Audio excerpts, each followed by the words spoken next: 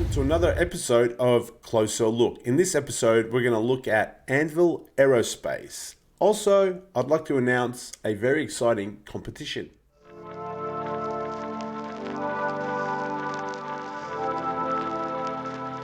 Welcome back, guys. This is Master69, and before we get stuck into Anvil Aerospace, I wanted to announce a little competition. I wanted to see if anyone could draw me a picture of a particular ship we're going to speak about in this episode. You can draw it on paper, you can and just take a photo of it. You can use any fancy graphical means to design this ship. It's a particular ship that I can't find any pictures of, so I would like to see an artist's impression of it maybe, and the winner of the competition will get a $50 Star Citizen gift voucher. Me and my girlfriend will vote and decide on the winner. You can submit your pictures on Twitter. Unfortunately, it's the only thing that I have available, and that is at Monster69. So if you can DM me a JPEG, it could be a picture of anything that you've drawn or anything that you've designed on the computer, would be greatly appreciated, and I'll give you that $50 gift voucher. Anyway, Anvil Aerospace is who we're going to look at today. We've looked at RSI, we've looked at MISC, and we've looked at Drake, and now it's Anvil's turn. So as we all know, Anvil Aerospace is a human spacecraft manufacturing corporation that produces both military and civilian crafts, and it's headquartered, interestingly, on Terra, and we'll get into that at the end of the show. Anvil's actually about 180 years old. Now, Drake was 100 years old roughly. MISC was 150 years old. Roberts Space Industries is as old as time itself, making it the oldest manufacturer, and Anvil Aerospace is 180 years old. So Anvil's been reliably delivering military-grade equipment to the UE Navy for almost 2 centuries. The company's moniker comes from a quote in Robert Calvin's famous early justification for UE expansion, explaining that military spending fuels the furnaces of expansion and strikes the anvils of innovation. So that, when I was thinking about the word anvil, and I know outside of the game, Mr. Roberts had a Anvil, I think a development company called Anvil or something. But in game, I was thinking, where did the name come from? And an anvil is what a blacksmith uses to create and innovate. So it's a very, very suitable name. So it comes from a quote from Robert Calvin: fuels the furnaces of expansion and strikes the anvils of innovation. Now, we all know the F-7 Hornet and the F-8 Lightning are among Anvil's spacecraft currently produced for all branches of the UEE. And they're so common, they're the frontline fighter of the UEE, that no military campaign in the last 2 centuries has been launched without a Anvil spacecraft on the forefront. So these Hornets are the bread and butter of the UEE Space Force. And no carrier in the UEE today would not have a squadron or 2 of Hornets. And in fact, Anvil's designs have historically scored more space-to-space kills than any other military spacecraft. They've got the most kills out of all the other ship manufacturers and ship types. Hornets in particular are the number one, have got the number 1 kill rate against the enemies of the UEE, which is quite interesting. Anvil, as we can see, is a military manufacturer, but then at some point they undertook this process called civilianization, which is converting your spacecraft so that civilians can purchase them and use them. But there was a kind of balance that they had to negotiate with the military, where only 60% of the military grade aircraft can be given to the civilian to the civilians to use. And civilianization within Anvil was extremely polarizing. There was some that argued against it and said we don't want to dilute our premium military sort of type reputation by giving subpar spaceships to people and stuff like that. But what kind of pushed them over the edge, so this was a debate within Anvil, what pushed them over the edge was the UEE itself. The UEE surprisingly preferred to give people better quality ships, especially in the frontier regions of the Empire.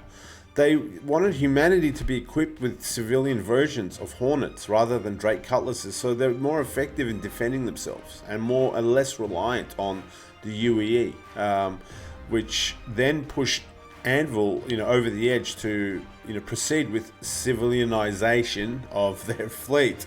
So the process of civilianizing a design like the Hornet is quite complex actually, and the UAE military secrecy laws means that on average, 60% of the hardware in a given spacecraft simply cannot be offered to the public. So 60% cannot be given to the public. That means only 40% of the aircraft can remain as is. Civilianizing top of the line military spacecraft is a frustrating process, but one that was proven to be ultimately valuable for Anvil. Company profits rose by 34% after the first civilian Hornet model was made available, the F7C, and that's what the C stands for, civilian. It actually became a status symbol amongst civilians to have a military ship. Anvil's brand did not get tarnished, it actually got enhanced. Anvil Aerospace is one of the earliest Terran success stories. It was founded in 2772 by J. Harris Arnold. The initial Anvil Skunk Works facility was located in Novy Kiev in Terra, and the company's headquarters is still there. For the first 70 odd years of Anvil's existence, every design project was personally led by him. He was a micromanager. Now, Mr. J. Harris Arnold, he's an eccentric spacecraft designer of the old school who insisted on signing off on every part of his designs and subsystems. He was a beloved figure in an otherwise very cutthroat industry as well. When J. Harris Arnold was young and he was in school, he was obsessed with another guy who inspired him, and that gentleman was Leonard Case. I hope I'm pronouncing his surname correctly. Leonard Case. So J. Harris's initial spacecraft designs were so close to Leonard Case that the holding company that owned the rights to Case's designs sued Mr. Arnold. Arnold decided to settle the case by purchasing all of Cass Aerospace's portfolio himself. So he just bought all the rights. So Cass inspires him, and he ends up almost getting sued by a company that owned the rights, and then he goes and buys all the rights. So who is Case?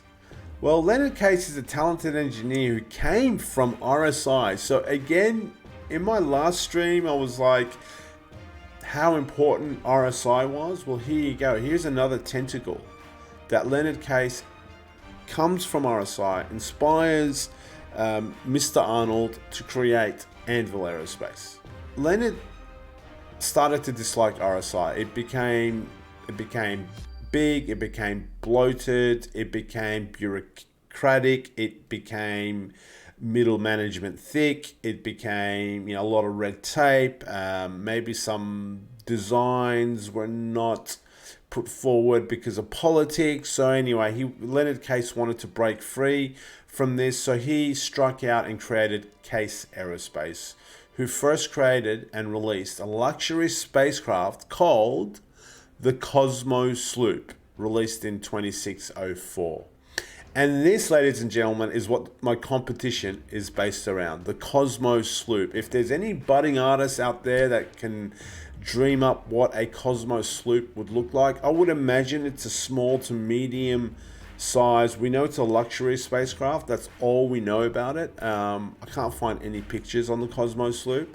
So please, if anyone's got some spare time, wants to win a $50 Star Citizen gift voucher, please at Monster69 submit your artwork, and there will be a winner announced. So he invented a luxury ship called the Cosmos Sloop, and then during that time the Second Tavaran War broke out. This is in 2603 to 2610. Right, the Second Tavaran War was 7 years long.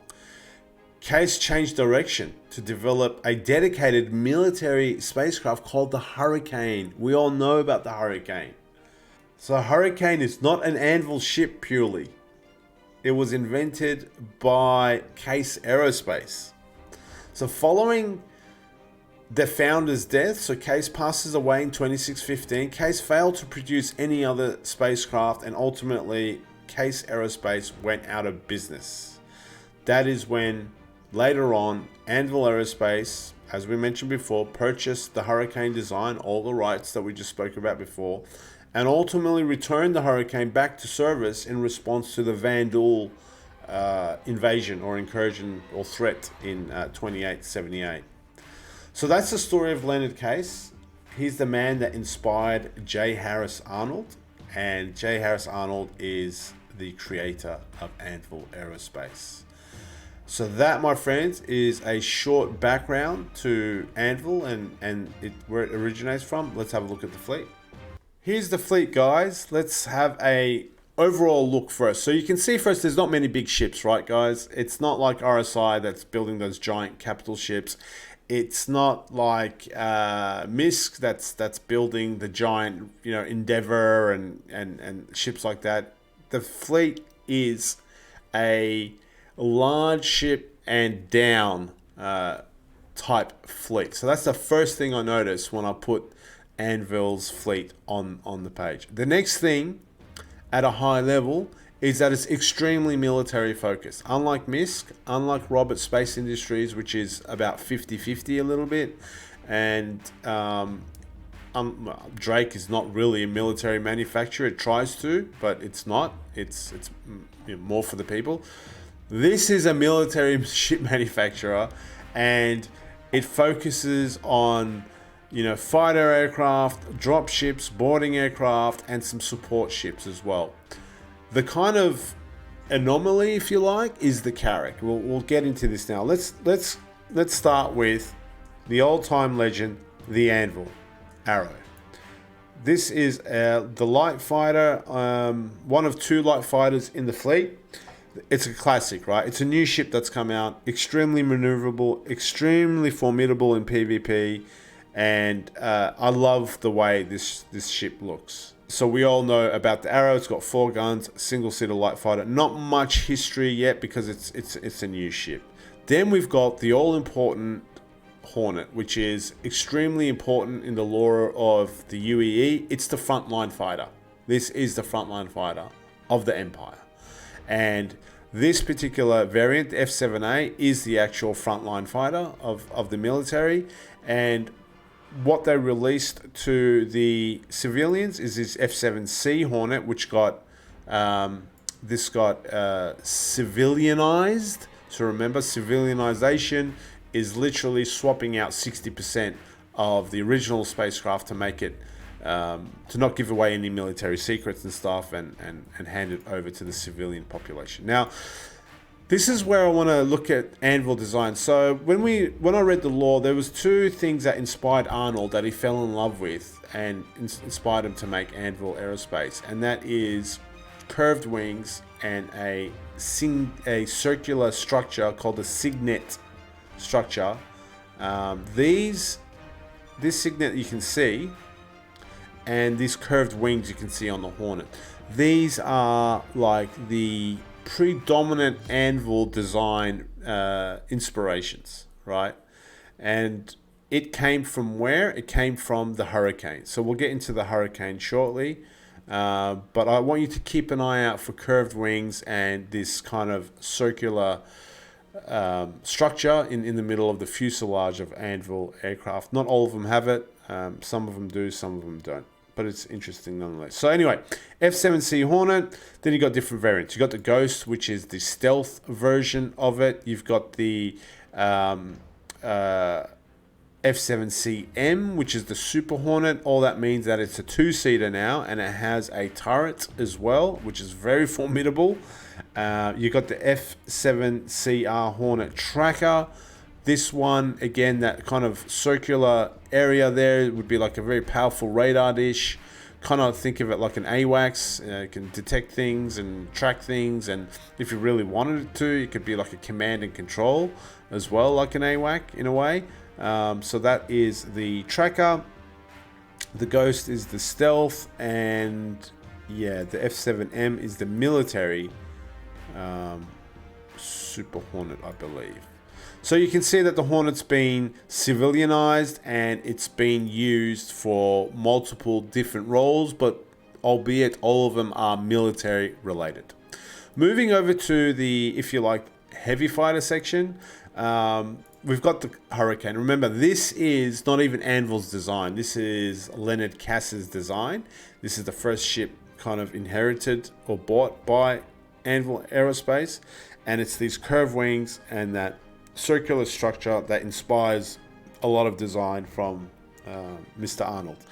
And this ship is a heavy fighter. It's a two-seater. It's got a massive four-gun turret on top, and the pilot also controls some guns. It was developed to fight the Tavaran in the Tavaran Wars. The Tavarans had a special shield technology, and the UE kind of put out the challenge to ship manufacturers to, you know, how can we overcome this shield technology? So Leonard Cass came up with this ability to being able to like deliver as much damage as possible in a quick amount of time in a ship that's still agile enough to get away. So and the ability to be able to swarm the Tavarans with many hurricanes at once. So this thing kind of proved itself in the Tavaran War, and it was dedicated, to be kind of like a shield buster in a way. Then we got this Gladiator, which I don't see much of this in the verse. It's a fighter/bomber. It's a two-seater. It has torpedoes. I think it has some missiles, and it has some turrets as well. So it's a very versatile ship, but you don't hear much from it. I've got some notes, I believe, on the Gladiator. Let me just quickly find it. It's a bit of a, not a mystery ship. It's a two-seater light bomber developed by Anvil Aerospace for the UE Navy. It was designed as a combination fighter-bomber companion to the Anvil's F-7A Hornet line of spacecraft. So I do get the impression that this has got a lot of history to it. It's it probably fought alongside the Hornets, which makes sense. Then we've got the F-8C Lightning, which is the next generation fighter, guys. This is the bee's knees, right? It's got a lot of guns. I'm going to assume it's going to be, quite fast and, maneuverable. This is next generation. So if the Hornet is let's say the F-15s or the fourth generation fighters of today, the Lightning is the Raptor. It's the F-22 Raptor. It's truly the next generation fighter. All the Hornets at some point are going to get migrated onto this Lightning.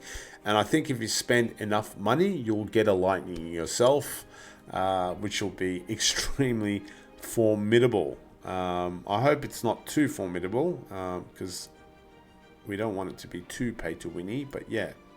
Then we go up here, guys. We've got the Hawk, which is a light fighter, but a very interesting light fighter. And it's a bounty hunter's vehicle. So it's got an EMP to disable ships. It's got a little compartment in the back where you can imprison someone and take them for their bounty. Very interesting ship.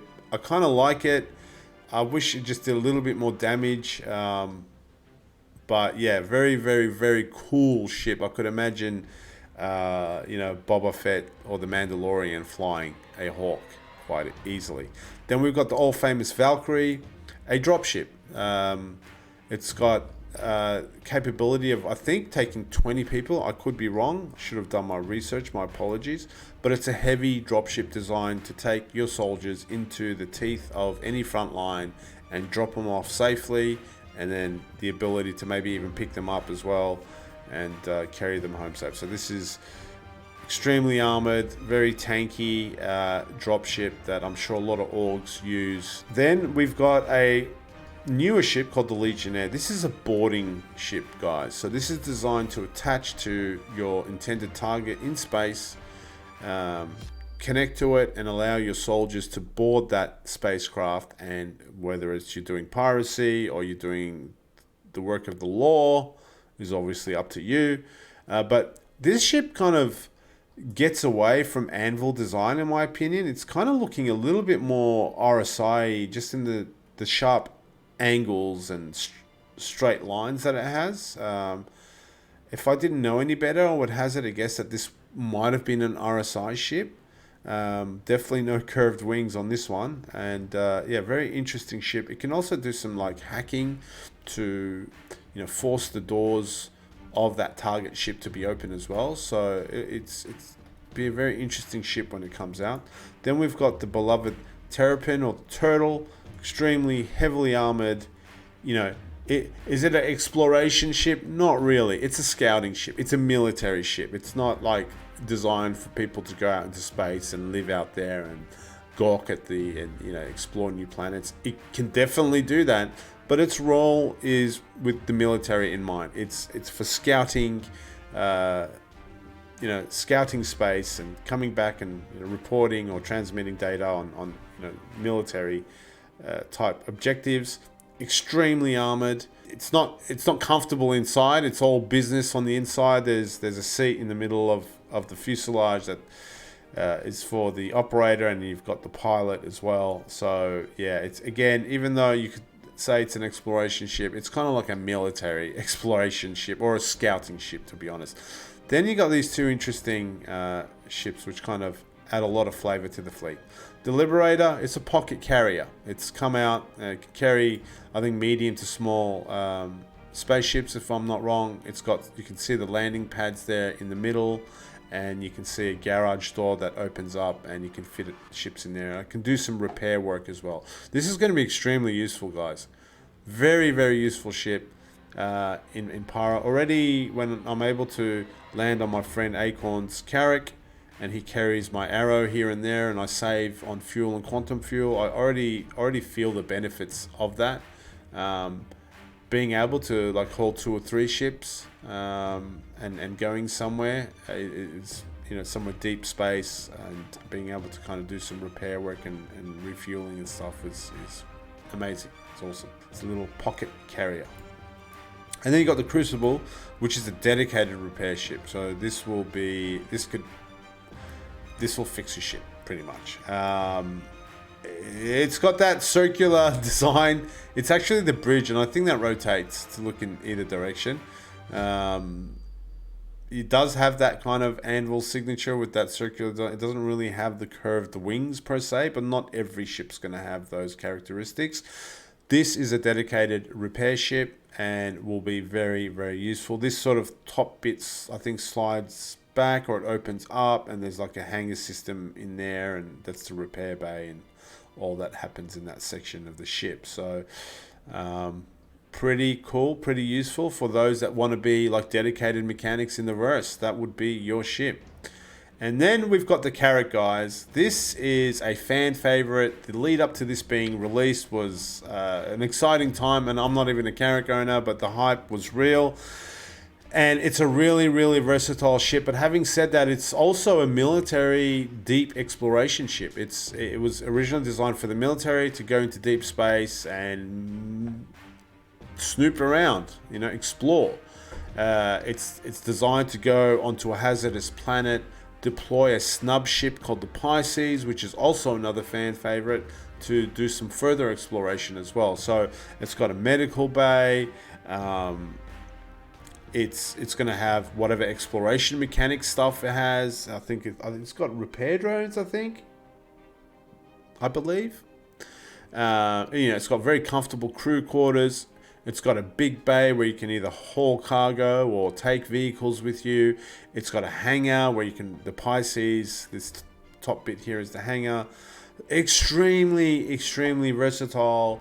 I would almost say probably the most versatile ship in the verse. It's got capable turrets and defense systems as well. So a really, really, really useful ship and a fan favorite, I believe. And so is the Pisces. That is the snub ship associated with the Carrack. We've got the normal Pisces. I think this Pisces, I forgot the variant, but I think it has better weaponry, if I'm not wrong. And we've got the new medical Pisces as well. So the normal Pisces got 2 seats in the back. It's got pilot seat, obviously, and it's got some space for cargo. So, you know, transport a couple of guys as you're exploring a planet. Could be a little VIP transport, maybe. And then you've got the medical Pisces, which is an amazing design. It's got a med bay, which is really, really elegantly designed. When I walk into that Pisces, it actually feels roomy, and it's a small ship. And there's a bed there, and there's a cabinet for your drugs and your sink for the doctor to wash his hands and whatnot. And it's got a decontamination entrance section. Despite all that, it's really well designed, the new medical Pisces. So you can combine that with the Carrack, or you can have the normal Pisces with the Carrack, making for a very, very versatile package, to be honest, and a fan favorite. And then finally, guys, we've got ground vehicles. We've got the Anvil Spartan, which is a troop carrier. Not much more to say about that. Carries your troops into the heat of battle. It does have a turret on top to defend itself. We've got the Ballista, which is a very deadly kind of long-range anti-aircraft vehicle. And we've got the Centurion, which is more of a short-range anti-aircraft vehicle. It doesn't have missiles per se. It's got a deadly turret on the back, which is this 4-gun beast on the back. It is worthy to note that the Spartan does have a turret, a remote turret to defend itself with from probably infantry and maybe some small ships.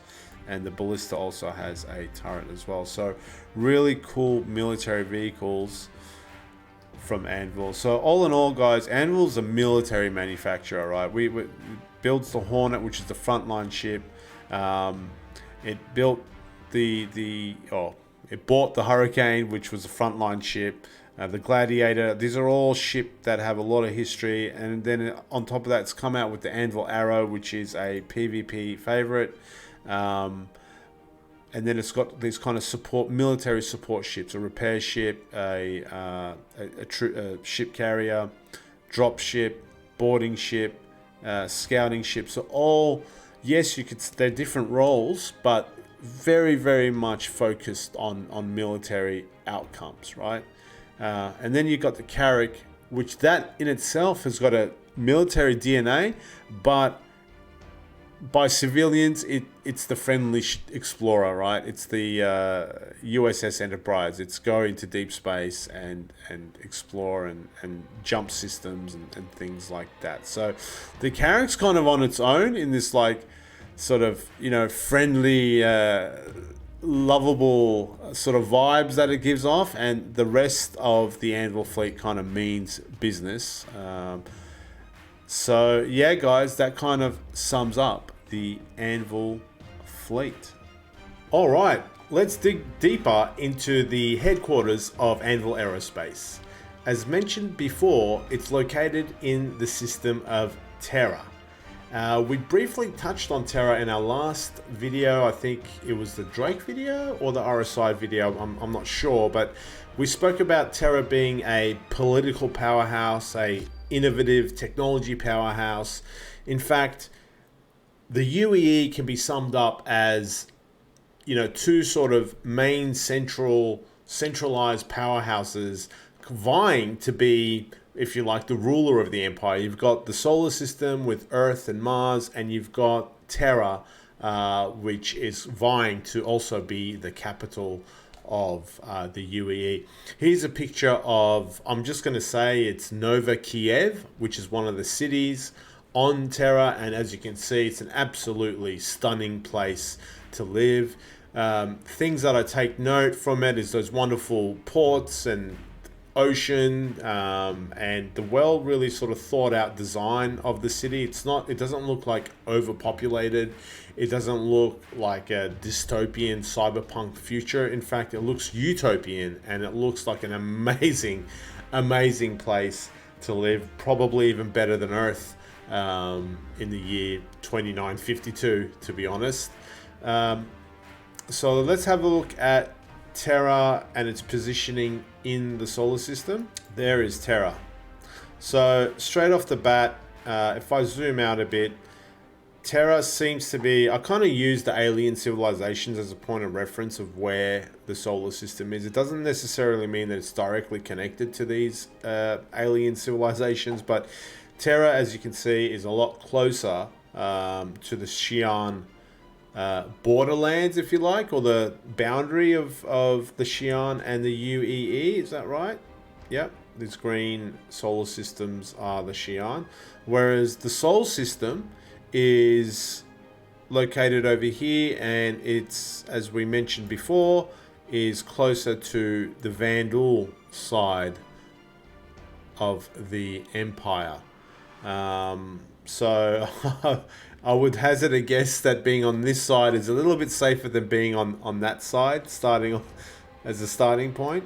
So Terra's got, I think, 3 jump points. One is to Magnus. Now, if you remember in the Drake video, Magnus is the home system of Drake on a planet called Borea, which is a bit of a crossroads type galaxy. Solar system. So there's one jump point to Magnus. Terra's also got a jump point to Pyro, which is interesting. So obviously we know that Pyro is ultimately connected to Stanton. So Stanton and Terra are not too far apart, just two jumps.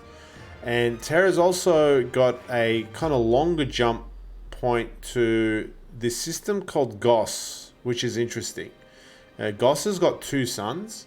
As far as I know, it's got a planet on it that has got like one large continent, and it's used as just one massive farmland to feed people in that solar system. So maybe one day, as these solar systems get even more fleshed out, we can start doing videos on the solar systems.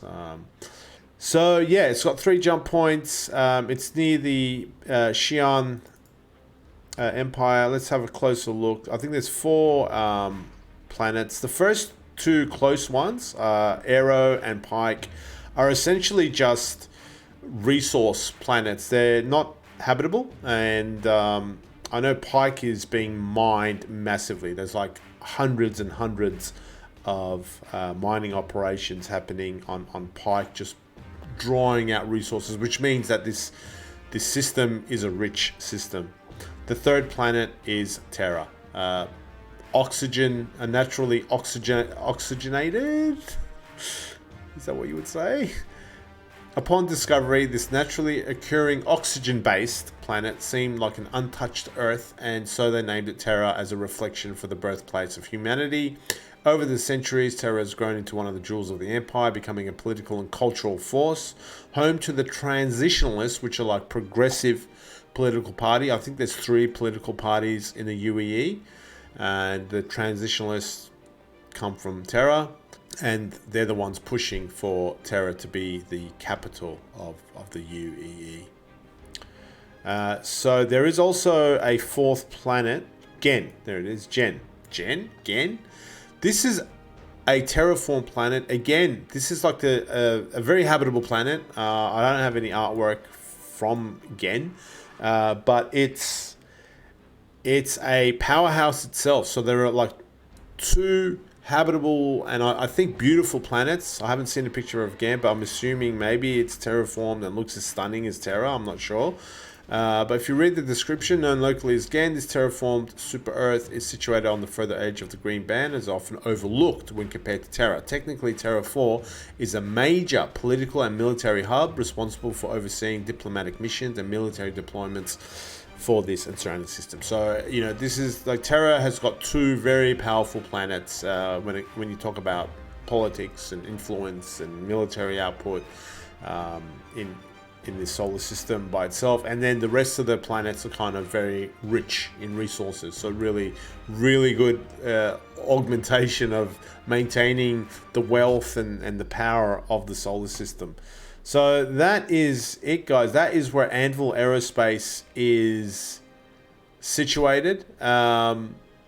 There's probably a lot more one can dive deep into Terra, but yeah, again, very powerful, if not maybe even the most powerful planet slash system in the verse, simply because its resources haven't been totally pillaged yet, whereas Sol is kind of, I get the sense that it's a little bit depleted, but it's still the seat of the empire. So anyway, I hope you guys enjoyed the video. That's a little bit about Anvil Aerospace. Please, guys, don't forget the competition. The Cosmos Sloop. If someone can do a artist's impression of the Cosmos Sloop and at me on Twitter, Monster69, send me a JPEG, and I can give a $50 Star Citizen voucher to who my girlfriend chooses as the winner. It'll be fun. All right, guys, peace out, take care, see you in the verse.